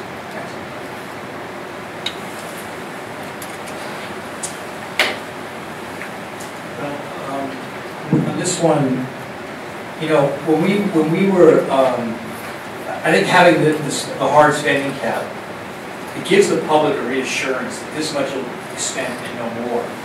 And I think that's important. When we were passing this in 2000, we actually polled and we asked voters, for example, would you be willing to spend $1 per San Francisco resident, $2, $3, $4, and they were willing to spend $2 but not $3. And you know, I thought to myself, how do they even conceptualize this between $2 and $3? It's just that everyone has their cutoff point, their tipping point. And my fear is that if this has an adjustable expenditure ceiling, it just feels to the public like they're using public dollars. It could be any amount. It could go who knows where. It's an adjustable expenditure ceiling, and so that really worries me in terms of the public. Let me stop you there for 1 second. Yeah. My understanding is that it would not be matched. So the amounts above the IEC would not be matched. Right, I understand. Public money would not Public money would not be matched. I understand that, but I think in the public's mind, it still is a matter of, you know, getting public money, you know, but the amount that they spend isn't capped. I think that you have a perception problem there. I think also with the Supreme Court decision, you know, no one knows, but this Supreme Court, you know, they are just shooting holes in the campaign finance landscape all the time. And if you actually, you know, when they made their decision, you read that decision, what they talked about was the chilling effect on the speech of a candidate when there is a trigger. That the candidate would have to think, well, if I spend more of my own money, then someone else is going to be able to do X. And they talked about it in terms of X getting more public money. But when you read their ruling, it's not clear that they aren't also thinking that it would be a chilling effect if it means my opponent would also now be able to spend more money. So, you know, that I think you also have to be really concerned about with the Supreme Court. This is the Supreme Court. I mean, for all we know, there'll be a future ruling where they call into question public financing itself. They didn't do it in the Bennett decision, but I think you have to really be aware of that. I understand where John St. Croix is coming from about the reporting of IEs, but it doesn't make sense to me that we can require this sort of reporting because we have a public financing system, but we can't require it because of some other compelling reason, such as the public has a right to know. And why can't we rewrite the law requiring them to do the same sort of reporting that they're doing now in such a way that they would still have to do exactly the type of reporting, which is valuable, of course. I mean, is there no way to rewrite this in a way that would allow, would make sure that they're still reporting the way that we think they ought to? So I would like to see that answered more and explore that angle more before we just simply say we're going to keep these adjustable expenditure standards, because I think the adjustable expenditure standards have problems for the reason I outlined. Thank you. Commissioners' comments on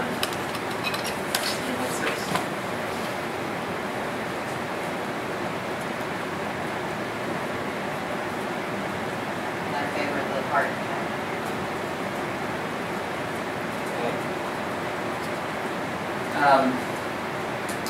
This is a tough issue. I do worry that the hard cap might have further consequences with respect to how the entire program is legislation is drafted, and it likely entail some pretty substantial rewriting. Is that, I don't know if you're saying what you can see to that, or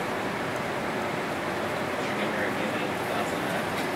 It's not going to be harder one way or the other to draft. Well, I think that going with the hard cap,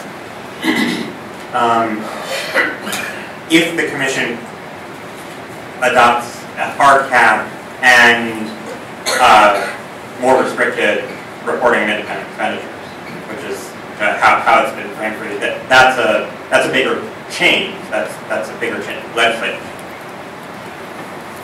and involves some decisions about what third-party reporting the city would want to still require.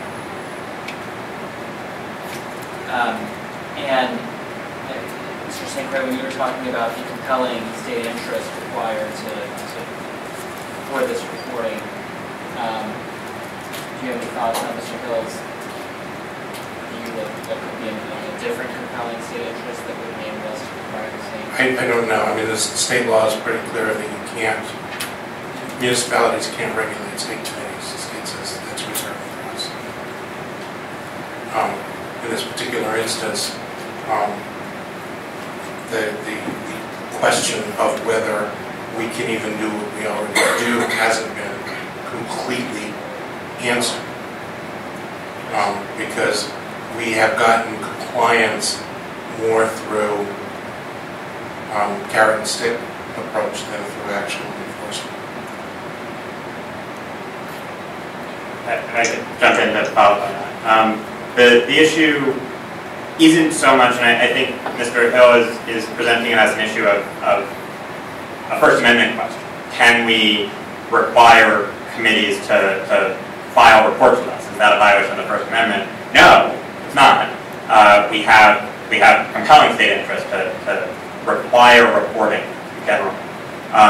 The question here is a state preemption question, as Mr. St. Croix points out. The state law sets certain reporting requirements for third parties, and the question is, can the city impose additional requirements as a matter of our home rule authority to regulate local campaigns?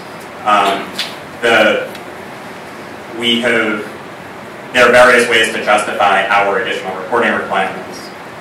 One of them is and one of the central ways that we've justified the requirements in the past is the close linkage between the additional reporting we impose and our public financing program. The need for staff to track third-party spending very closely during the campaign.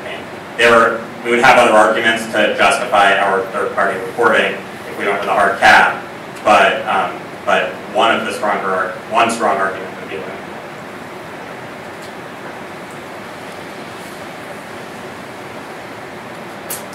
And if the commission wants to go with a hard cap, we'll certainly do what we can to preserve that. But I can't make an ironclad guarantee that it will be preserved.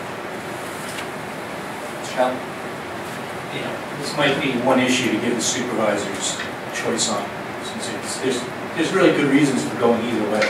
And I think the reason you raised is really good. So I'm kind of, mystified myself, which is the best way. And I think the supervisors might have some real thoughts on having the candidates. And we could cast it both ways if we want, so you could pass them with the to them. But it would be up to you. So if you want, we'll just go ahead and do that.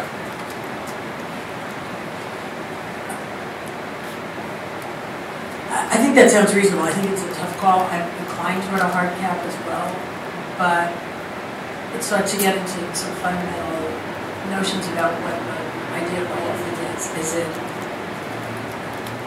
to the extent that these changes are being required of us, it gets harder and harder to entice people into the system in the first place. And so I'm left wondering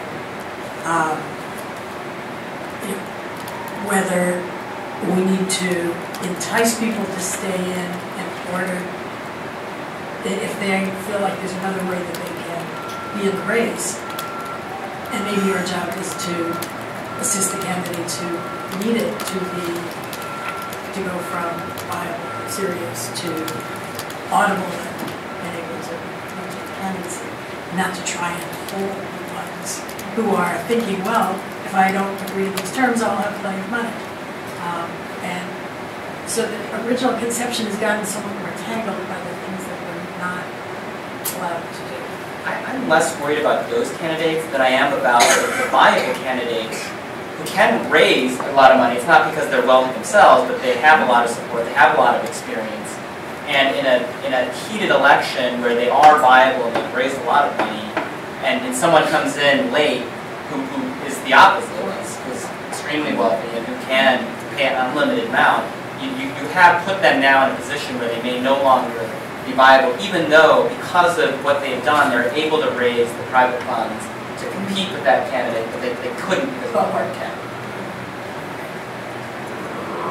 That's sort of the person I worry about.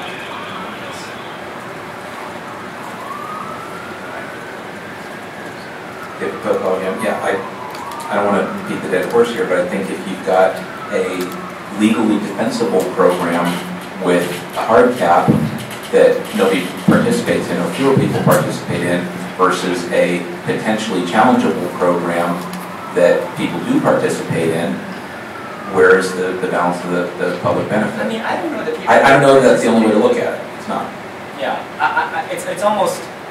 my concern is almost that person doesn't even get in because they're worried about not being able to compete with others. Right. But I mean, if the voters, if the city's notion going to all of this trouble is to try to minimize the effect of money on the outcome of races, and I'm trying to say which is the better policy approach. If that's the one thing I'm pretty sure, pretty widely shared, the rest of it is hard to imagine human nature and when it comes to all of the variables, but I'm trying to take it up to that's the point, and if people think there's another point, happy to hear it, then I'm trying to work through which is the better strategy for that.